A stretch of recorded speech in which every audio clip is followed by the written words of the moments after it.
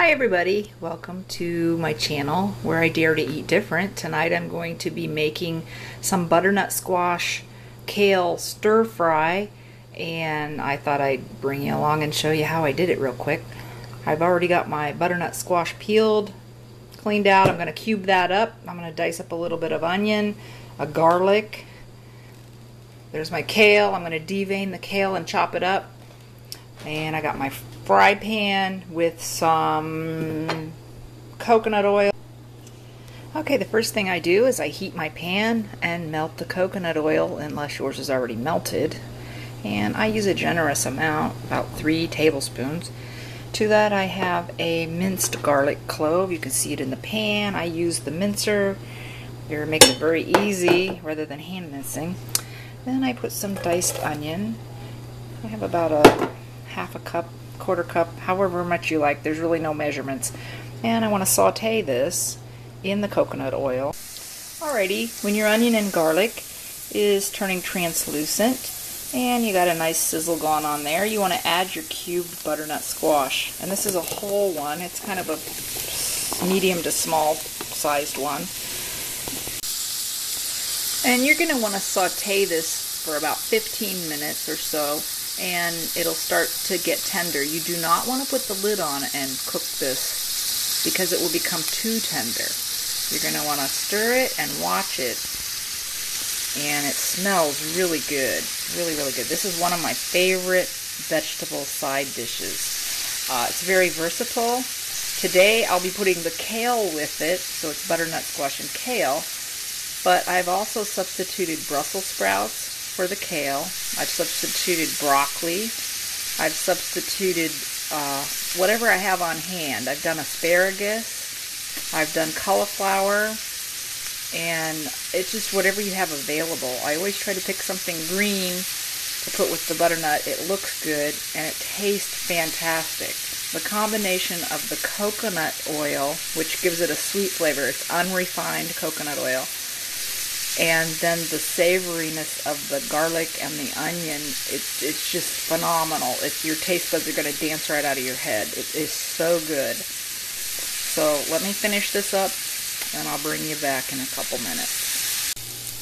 Okay, it's been about 10 minutes.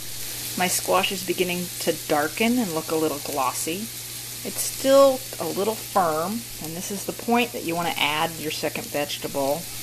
If it's a harder vegetable like broccoli, you might want to put it in a little earlier so that it's done. I like my vegetables just a little bit al dente, at least the second vegetable you put in here. Your squash will be finished and done, and that's why I delay putting this next vegetable in. And this is kale that I've deveined and just shredded up into little pieces, and then about a tablespoon of chopped parsley. Now usually I have so much kale that this heaps out of the pan, but this time I didn't have that much. So I put it in there. At this point you're going to want to turn the heat down a little. I've been cooking on medium, and I put the lid on, and what it will do will allows the kale to wilt down a little bit.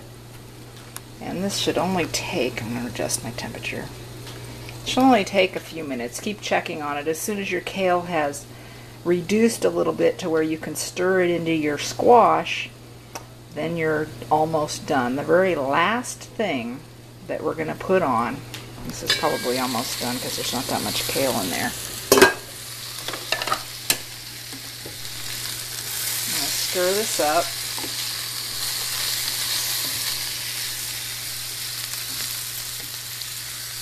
You can use any variety of kale too.